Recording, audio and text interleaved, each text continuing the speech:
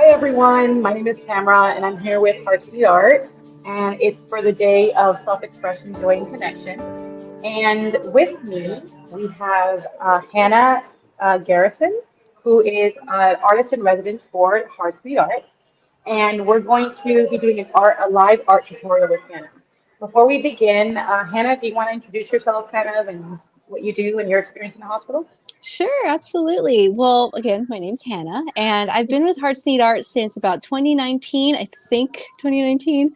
And I honestly, I've grown so much as a person being with Hearts Need Art. I started off at Methodist, working with patients in the outpatient center, and then worked my way up to inpatient, where I spent a lot of time doing window paintings with patients, really just brightening up their room and just brightening up their day, really, because a lot of times they'll tell me that they walk into the room and suddenly their whole demeanor will change, their outlook for the day will change. So I did that. And then I'll work with patients one-on-one, actually doing art, which is what we're going to do today. More on that later. And then I've just been going around hospital to hospital and enjoying my time with the patients, because I really carry those experiences with me. Um, yeah, that's me in a nutshell. So good to meet y'all. Yeah. And just out of curiosity, because I don't really get to talk to you as much, since we're all kind of like in different locations, Yeah, what is the most meaningful interaction that you've had, whether it be a group class or an individual, that's a or really even not? tough one. So tough. Seriously, because there's so many people whose lives that we've touched. And I know that it sounds a little general, but okay, so let me just tell you a story recently. Okay. So I work at the VA with veterans, and recently a patient has come up to me and told me all about his life and all about what he has been going through as a veteran with PTSD. And he opened up to me about how much my classes have changed him. And he really told me that he had nothing to do. He was in a really dark place, a really bad place. And so just coming into class and chatting with me, chatting with the people around me, doing art and having the encouragement has really lifted him up, has really helped him to take the first steps that he needs to overcome whatever he's going through. So, and it's just such a beautiful thing to hear. And honestly, I've heard many stories like that, like these patients. They're so grateful just to have these experiences. Um, yeah, it's a beautiful time every patient I get to see. Oh, that's awesome. That's good to hear. We're going to play a short video, and then when we get back, we're going to have one of our volunteers from Taskus with us, and she's going to help us with this art tutorial, and then we'll be back soon. Very cool. What Yeah. if I told you that you weren't going home today? You've been living your life, you crushed your work deadlines this week, you have plans with your friends tomorrow night, and you wouldn't even imagine missing your weekly Sunday family dinner that's been a staple for 8 years. Suddenly, you don't even know if you'll be alive on Sunday. Out of nowhere, your dignity is being stripped just as quickly as the clothes are coming off your back to wear nothing but this ugly gown that you know has been worn by hundreds, if not thousands, of other people. You woke up today, you drank your coffee, you kissed your family or your pets goodbye and told them you'd be back after work, and suddenly you're now in what feels like solitary confinement. You're all but naked in front of what seems like 24 strangers. You don't have a cell phone charger, and you've been fasting since breakfast to make room for that burger you were going to eat before you went home tonight. Not today. You're a prisoner now, doing 24 hours to life, and you haven't done anything wrong. But something is wrong with you, and the only way to fix it is to put you in this cell by yourself, where you can do nothing but sit and think about the rest of your life. If you're lucky, you will be able to shower alone. You're told what and when to eat, and don't even think about sleeping because you must wake up every 2 hours and be poked and prodded by even more strangers. What day is it? How many needles have they plunged into your arm?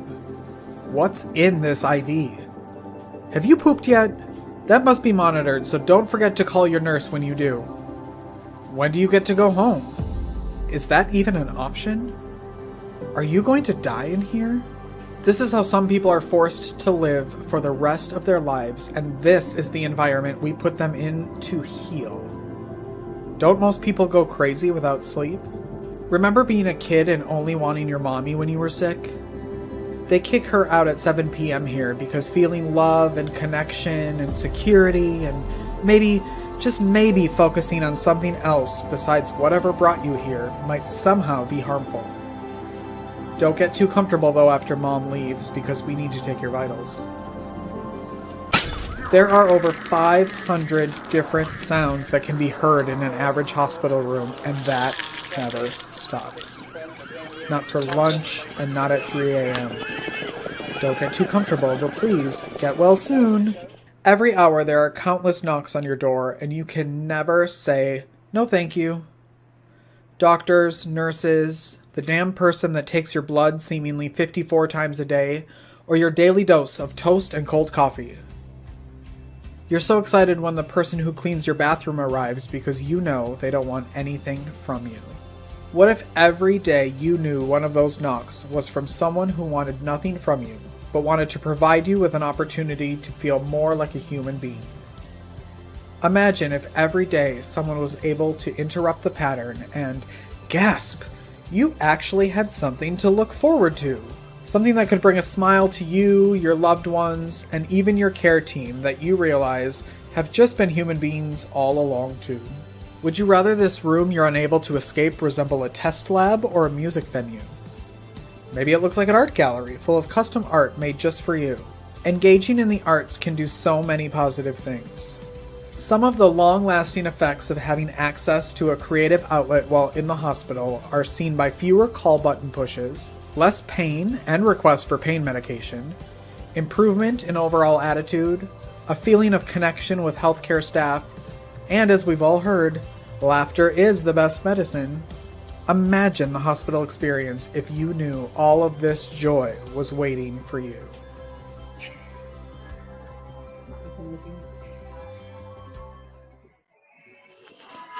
Well, that was an awesome video. Kind of gives a great, like why we do it and how we do it, right? Yep. And so I want to bring in Rhonda. Um, Woohoo! so Rhonda George is here from Tasca. She's one of the volunteers that's going to be with us throughout this hour. And before we get started, Hannah, I did want to share that this in 2023, you were able to interact with 506 patients, 16 family members, and 39 staff members. That's a lot of So people. that is a lot That's of a lot of people for one people. person. Yeah. Wow. So Wow. that's been your reach through Heart Art, and we're so grateful for you and what you do. Thank you so Oh, much. man, thank you. Yeah, and there's a quick testimony from a patient that I'd like to put on screen and read. Because Hannah's amazing. She was patient, knowledgeable, and informative. I felt like an artist while I was there and realized mistakes can turn into beauty. Um, Oh, yeah, so that was oh my shared. God. Oh my God, whoever said that. Thank you. I don't know if you're watching. Wow. And That. I also wanted to give a shout out to Giovanna Ramos, who just supported our campaign. So thank you so much. She did it in honor of JP. So thank you so much, Giovanna. Woohoo. We appreciate it. Take it away, Hannah. This is you. your time. Yeah. Okay. Yeah. All right, Rhonda, are you ready? I'm ready. This is Woohoo. wonderful. Okay, so let me go ahead and show you guys what we're going to do. You can see the art cam right there. I have a blank page, okay? However, on the other side of this blank page, I actually have 2 patient artworks. And so I'm going to show you both of them, and I want you to help me decide which one to work on. Think of this as a patient collaboration. So I already have ideas for both of them, but I want you to choose whichever one you think is prettier, whatever you want. Okay, here's the first one. Wow. Ta-da! And I can tell you already, this one was done using a scrape painting method. And Okay. I don't remember if I've taught this before, but I've definitely taught the technique. And so I recognize it in this picture. So that's why I love it. I love the technique. And here's another one. This one's a watercolor drawing. So I think it's just gorgeous, and there's so much that can be done, honestly, with both of them. So let me put them side by side. I want you to choose which one you'd like me to work on. So I'm going to add something to it. Okay. Well, I'm only choosing because you're making me. They're Yes. both beautiful. Yes. So they both resonate, different experiences and messages. I'm going to go ahead though and go with the watercolor. And for me, it's just because it's the blending of things and we don't control it, but it still is a beautiful, blessed mess. Yes, and that is just a beautiful way to put it too. So yes, beautiful choice. So thank you for doing that. Okay, so my idea here, I don't know if you've heard of this or if anybody else in the audience has heard of this, but reverse watercolor books, or like reverse coloring books. Have you heard of those? No, I haven't. Okay. Well, I mean, you can buy them anywhere you buy coloring books, really. But what it is an entire page of watercolor or some sort of colorscape, and just like this, okay? And so what you do as the person who works on those coloring books is you create whatever you want based off of what's already there. So that's what I'm going to do with this one today. So I'm going to create something out of what's here. And I don't know what I'm going to create, okay? I don't know. I told you I did know, but I haven't. It's more like I have an idea. So I'm going to go ahead and take my pen here, and just for a little bit of context on what I have in mind, I personally love being out in nature and hiking, and I'll just plop myself down somewhere and sit and look at the rock formations. I'll just like, I love looking at the way they form, and just how they sit in nature. And so I would spend a lot of time just like drawing it right there in nature. And so anytime I see things like this, I always think like, I think I could put some rocks in there. So let's see what I can do.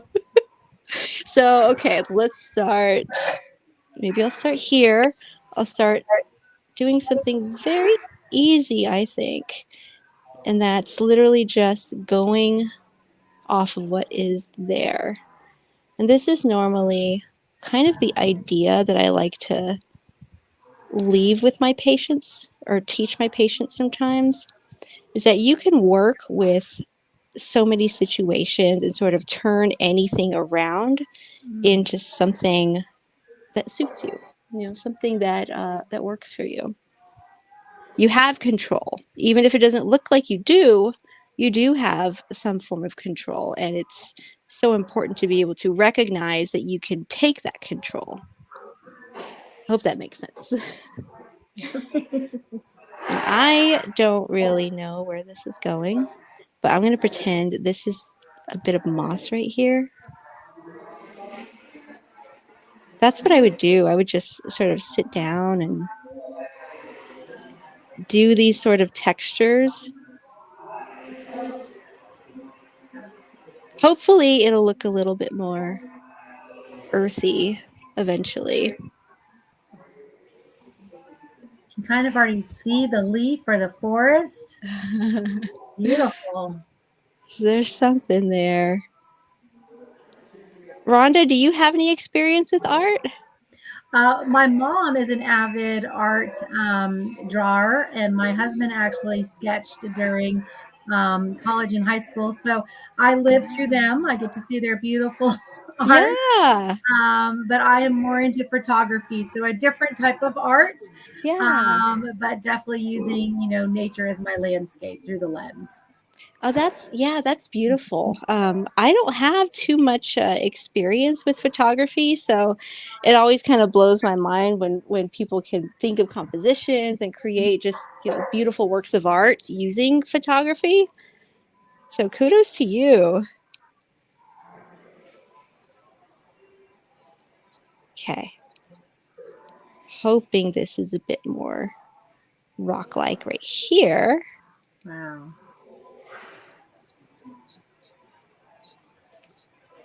If I really had to be honest, though, this will take a while, like to fill up the whole thing, but I'm up for the challenge.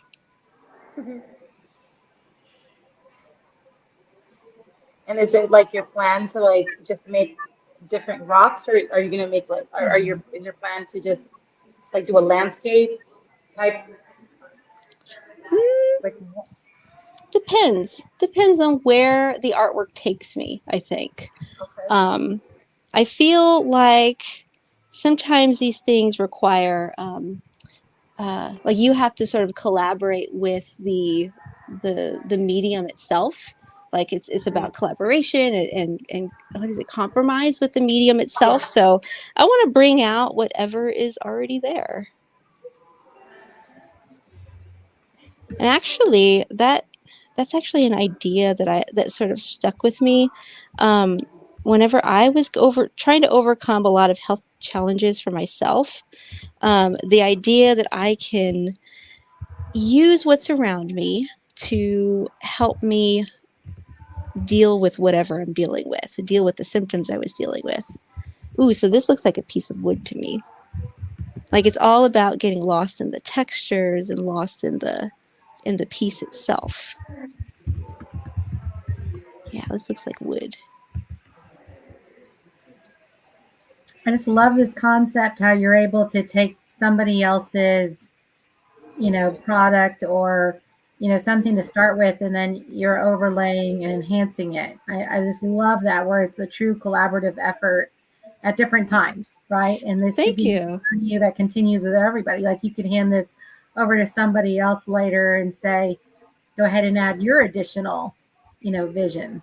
Yep. And actually, I think I've done a project like that before in at the VA, if I remember correctly. I was in the polytrauma unit, so people come in with injuries in that unit, and I remember I had maybe like 2 or 3 patients and the healthcare workers with me at the time, and we had done some sort of pattern that you can create using watercolors. And I had them create the pattern on tiny pieces of paper, maybe like, I don't know, 4 inches by 4 inches, just little squares, as many of those as they want. And I had them just create the pattern based off of the what is it, the texture that I showed him how to create. And so then we put it all together, all the little squares into one piece, like one bigger piece. And so I think each person and each patient ended up creating maybe 2 or 3 of those pieces, and we put them together and displayed them, and they're still displayed on the walls in the room that we work in. So it's so fun seeing what you can do with other people. Oh wow. So, Hannah, what would you recommend with somebody that really maybe isn't as comfortable stepping out to do art? Like, what would you say to somebody that is looking for, to get into art, or a simple way to start embracing that side of that talent they may have? Yeah. Well, if I were talking to somebody who's perhaps scared of making mistakes, scared of I guess doing anything if they're not perfect with it, and I honestly that happens a lot, and I feel like this is actually exactly what I would tell them. I feel like art is put on a museum level pedestal, and those types of arts, they have their place, right? And they're beautiful to look at, but I feel like people compare themselves a little bit too much, and this piece of art is not about them. This piece of art that you're doing, it's about you. So honestly, like, don't even worry about what anybody thinks, because I promise you nobody is thinking negatively at all. So that's what I would say. Right. It's a Yeah, great message. I feel like that I come across that a lot, and I feel like it really is about the journey. It's about the process. And it's about getting lost in the textures. At least for me, it is. It's about getting lost in the creation process. And that creates rewards. Like if you can create something that you're satisfied with, it's so rewarding, especially if you like show somebody and they love it too. And honestly, you don't have to be an artist to do art. It's in our blood. It's in our DNAs as humans to just create things. And that's what we're all about. We're all about just being here for the creation process. Now what should I do with this one? There's so much going on right here. A lot going on there. Yeah. Like it sort of feels softer. I mean, it is softer. It has all these little gradients here. Do you think I should maybe bring in another color, or should I keep it as is? Because actually I have these things that I haven't really gotten to use very much. Ooh, interesting. So color pens. Yeah, so here's what they look like. I did a little practice run right here, and so they're metallic. The shimmer is so pretty. Yeah, they're so cool. So I can continue with the pen, or I can bring those out. What do you think? What do you think this calls for? Tamara, what about you? What would you like to tell me to go? I think the metallics would be nice because when I originally saw this and you mentioned nature, I love nature. I like hiking. That's one of the things I do with my kids all the time, and they enjoy it just as much as I do. And I just like to see like the landscapes of it, right? So sometimes, there's these caves by my house, and I guess there used to be a lot of water where we were hiking through, and the water has receded so much. It's mostly dry land, just small puddles. But they have these caves with these like rock formations up on the wall, and you could see like water pooling at the bottom of it. Wow. And it was absolutely beautiful. And when I saw this, it reminded me of that, like the water pooling, and you said rocks. I'm like, yes, I could totally see it. Wow, and I love how specific that is. Like this sort of pointed to that one specific spot, this one specific moment in your life. I love that. Okay, I think we have our answer. Exactly. Thank you, Tamara. You're welcome. I love this. Okay, let's see what we can do to sort of jazz it up. So I always like to choose colors that might pop out. Now I don't have much experience with these particular markers, but we're gonna see. And that's that idea of like doing something just to see what it does. I like to sort of sprinkle that idea in my classes too, because it's about being playful and it's about being open to whatever happens, because it's bound to look beautiful because you found interest in it, and that's what I find so fascinating. I don't know, should I use that one? Maybe this one. I think I like this color. Okay, I don't know what I'm doing. Let's see. I think I will start the way I always start. So I'll do perhaps down here.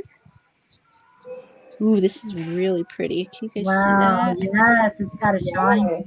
Yeah, it's very faintly golden on the outsides. And to keep with that kind of rock theme, that's kind of how marble is in the light, in the true light. Yeah. That's very pretty. Oh, wow. That's beautiful going through the blue. Woohoo! Yeah. Wow. I love this. I love like experimenting with things. I always tell people all the time because they always ask me like what kind of artist I am. And I don't know how to answer that because I feel like I'm like a kind of like a jack of all trades, master of none kind of thing, because I'm like I always promote experimenting and playing around with these things even if you have no clue what you're doing, because I feel like it always just it's a good way to keep you on your toes. I think keeps me on my toes. So yeah, I love like the way this looks. Maybe like know it's hard to see that. I'm sort of moving it down here. You know, it's funny that you mentioned that quote, the jack of all trades, and I just looked up the full quote because I wanted to make sure I got it right. Yeah. But it's actually, people don't realize that there's a whole second sentence behind it. And so the actual full quote is, a jack of all trades is a master of none, but oftentimes is better than a master of one. Can you repeat it? I have to see Yeah. that. Yeah. So a jack of all trades is a master of none, but oftentimes is better than a master of one. Woo! Oh, that's deep. I love Beautiful. it. That's beautiful. I just feel like I love it. I feel validated. Thank you, Tamara. Yeah, you're welcome. That is what I'm here for, support. Yes. Yeah, that makes me feel so much better. But I feel like that's a great point though. Like just keep on learning. Keep on Mhm. learning. It doesn't really matter like where life takes you as long as you can keep learning something. I think you're on the right path. Okay, so now I'm gonna move up here because I love like what you were saying about that marble texture. I want to see what I can, if I can do anything with that. It's a different kind of movement.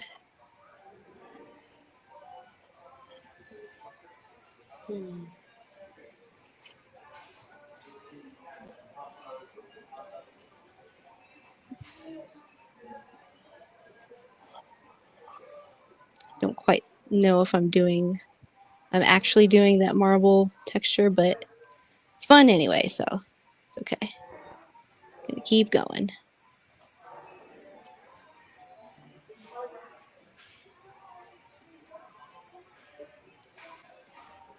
Now, after I do this one, I'm gonna jump into a different one. So let me know which other color you think I should do.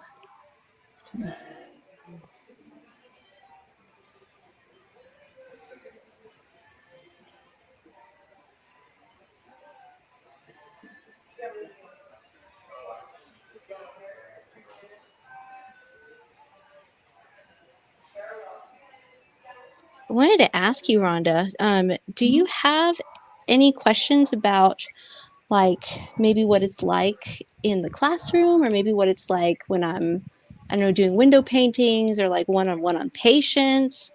What kind of questions do you have to throw at me Well, while I we're have doing tons of this? questions, so I'm so glad you asked. Yes, go for it. So I would love Please. to know a little bit about, what is your thought process when, you do approach somebody or you've been commissioned to go in and do a painting of or a mural. What is kind of your first step to number one, accept maybe a project, and number two, to decide on what you're actually going to do for that project? Ooh, yeah. That's a really good question because I always like to get a feel for, of course, not only what the person is asking for specifically, so ask very specific questions, but what kind of person are they? Like, are they Mhm. somebody that really loves like Western aesthetics, or do they love, I don't know, maybe like boho aesthetics, or maybe like specifics like that, like aesthetic specifics. Um, and so basically just go from there.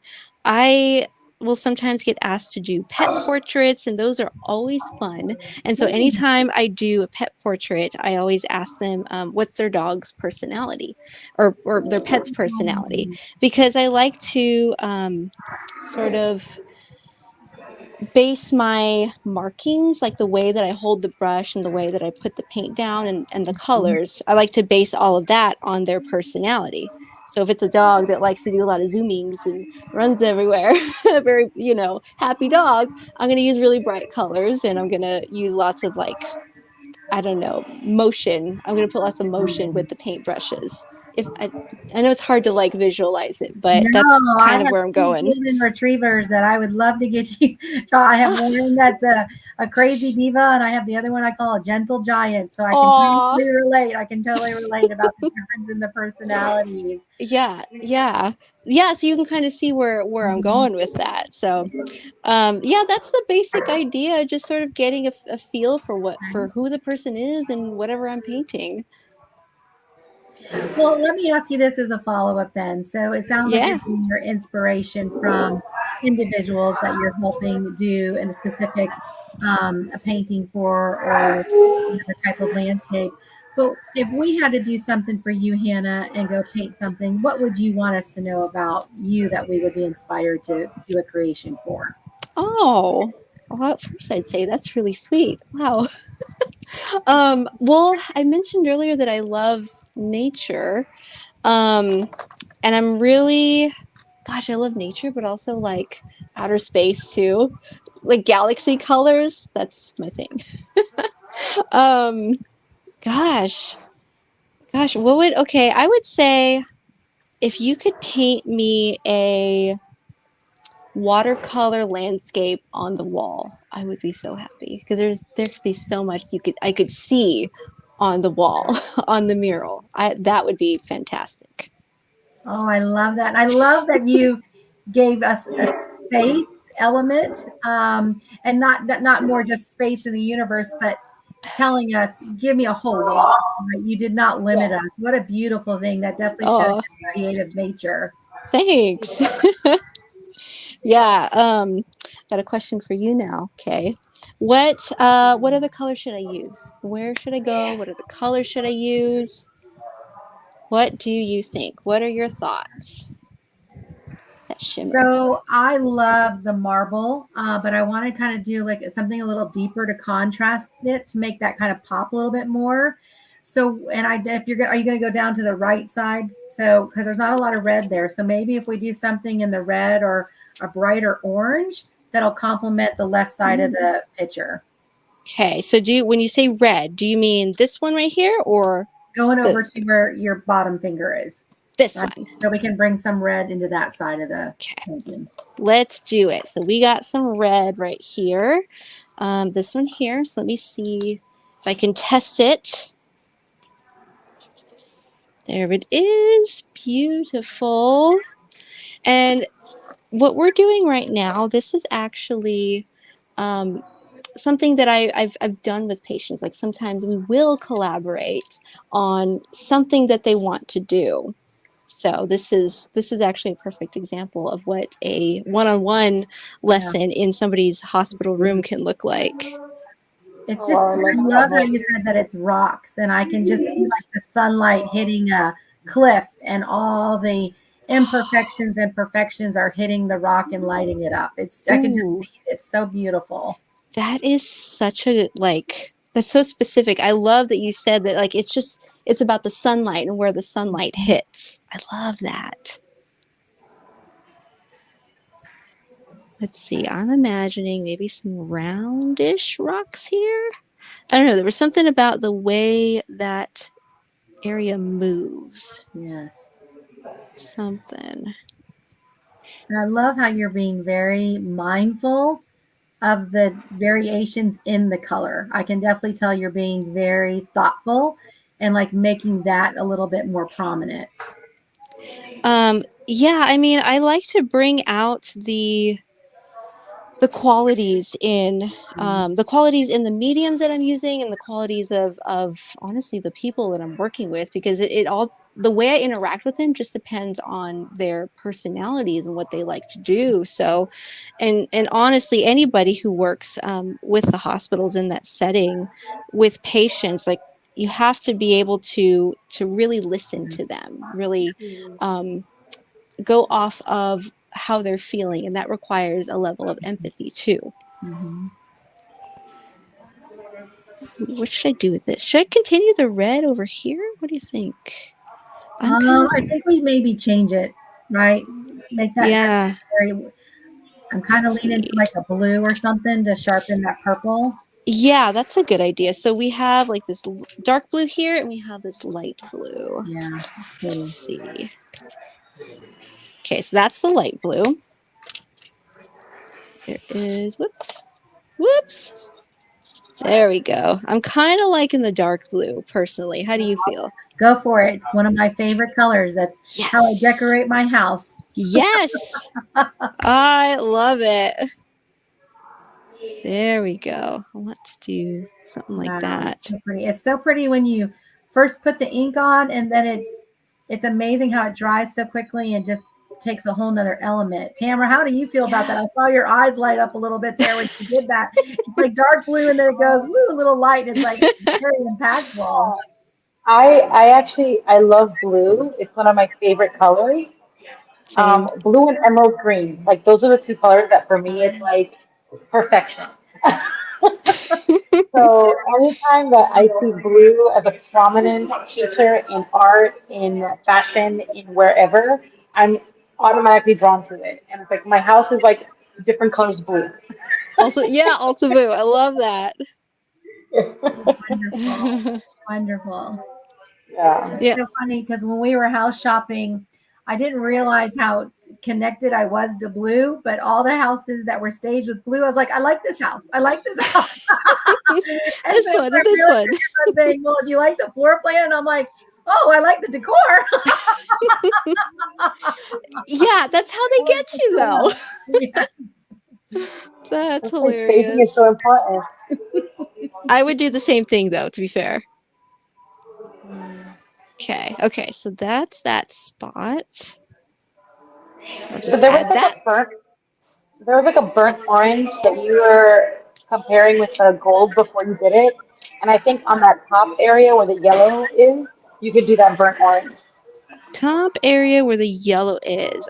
This one right It, here? Or no, no, this one? yeah, that one. This one? Yeah, okay. Yeah, So I wonder if it was it this that color one. perhaps? Yeah. Okay. Oh yeah, okay. So it is this one. All right, let's go for it.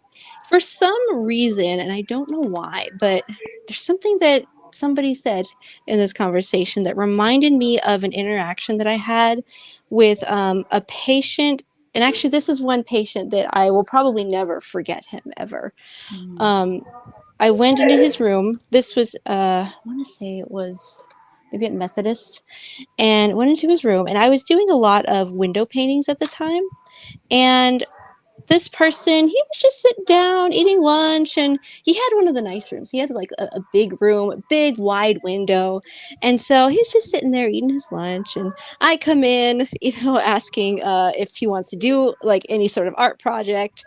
And he actually chooses to do to watch me do the window painting.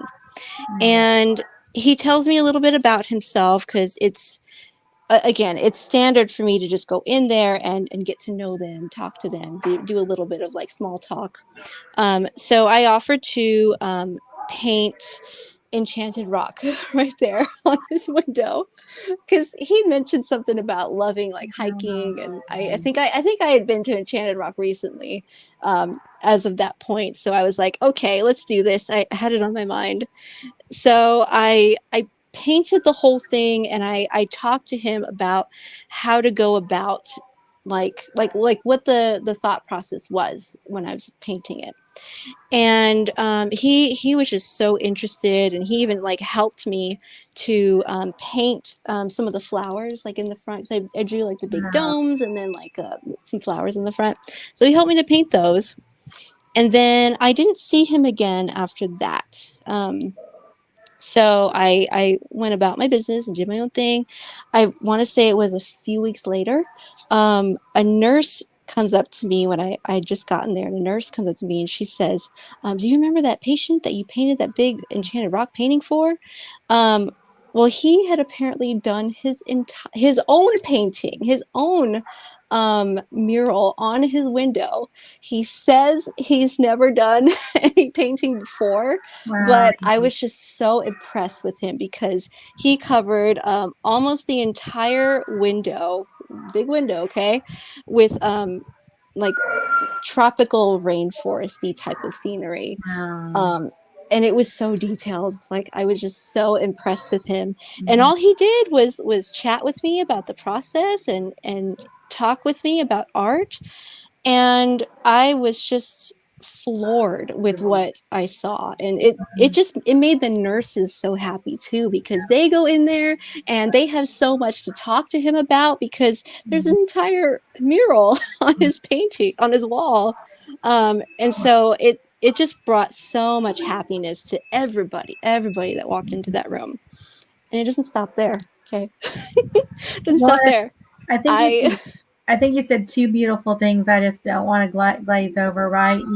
When you went into the room, and this is a beautiful thing that this organization does, you're bringing art to let people participate, but sometimes Mhm. it is just letting somebody else do the art. It's very calm and soothing to watch, and it takes them out of the element of having to focus on what is happening in the hospital. So there's two ways to engage: physically doing it, but just letting them be a part of the experience. And then look how you inspired that person to, go home or continue that journey. And it really resonated with him. So thank you for your gift and sharing that. And thanks this amazing organization for constantly pushing the boundaries to be there for people. Yeah, I Yeah, think and you put that so well. You worded that so well. Hannah, I wanted to talk about the veteran piece that you did with the wings. We have a picture of it that we're going to Yes. throw up right now. Um, Yes, yes. can you tell us about like what inspired that and like how you got that done? Like what was the process? Yes. Okay. I have to tell you though, I it took me so long just to figure out how to put it together, and that's why it sort of like it kind of took me a long time. I felt so bad because they were like waiting on it, but I wanted to think of something that they can think about while they help me to create this process. I had them all create their own wings. So what I did was I showed them the process of how to make it, and I basically had it just be a free for all kind of class. They can use whatever mediums they want. So I showed them how to draw it, and I had them on the first day. Okay, there's two parts to this. On the first day, I had them think about people in their lives that help them to soar, that help them to thrive. Who in their life? It doesn't matter where they are now in your life. How, anyway, I had them think about those people and just sort of hold them in their mind, hold them in their thoughts. They don't have to write anything about it on the feather. So basically, the colors are imbued with the thoughts of that person. And so that's day one. Okay. So day two, I had them think about themselves this time. So this time we're turning inward. What types of things that you can do that you do that help you to thrive? Or how can you help yourself thrive? How can you help yourself soar? What lifts you up? Those ideas. And I had them actually write a short sentence on the back. So some of those feathers have their thoughts on the back of it. Well, that's And beautiful. yeah, and that was the idea. So I took all these feathers, and I even had some healthcare workers do it too. Some of the rec therapists contributed too, and I put them all together, and I made it sound a lot easier than it actually was. But I put all the wings together, and then I wanted it to be like something that they could like stand in front of and like take a picture of. So that's what we did. I brought it into the classroom last. It was on. This is just Wednesday, just yesterday. I brought it in, and that's what they did. Like they sort of like took it, like hung it, and they took pictures in front of it. But I wanted it to be fun, and I wanted it to be something that they could be proud of. So yeah, that's it. Oh, that's awesome. Thank you so much for sharing. We're gonna start wrapping up, and I'm sure Hannah, you're gonna finish um, this one, and I believe you're gonna also finish the other one, correct? Because we have an art gallery coming up that we're donating art for. Yes, absolutely. Yes, I'll finish the other one, and I really want to use these markers for that one too. Like it's Yeah. gonna be nice. So Yes. we have an art gallery. We're going to be in Flax Studios in April for the month from the 1st through the 30th of April. And so we're going to be open on Thursday, April 4th for a soft opening. And we're going to be open on April 5th, which is first Friday in Southtown in San Antonio. And so every other day would be by appointment. We're going to have a little sign up for whoever wants to come by the art gallery. And it's a fundraiser. So whatever art you buy at that day will go directly to helping our programs continue in our hospitals. So we hope that you guys can come out to that and stay tuned. If you haven't subscribed to our newsletter or have followed us on your socials yet, please do so. So you can kind of stay in tune with everything that's going on at Hearts the Art because we have a lot of things rolling out over the next few months. Thank you so much, Hannah, for doing this with us. Thank you so much, Rhonda, for being here and sharing and being part of the experience because your contributions are in that artwork. And so I'm so excited um, to have you here and to continue this collaboration of volunteers through Task Us for more events to come. Thank you guys so much. Thank you. We're gonna play. Yeah, Thank sorry. you. We're gonna play a small video of what our schedule looks like for the rest of the day, and that's about it. Thank you so much. Very cool. Thank you guys. Thanks, Thanks, Rhonda. Rhonda.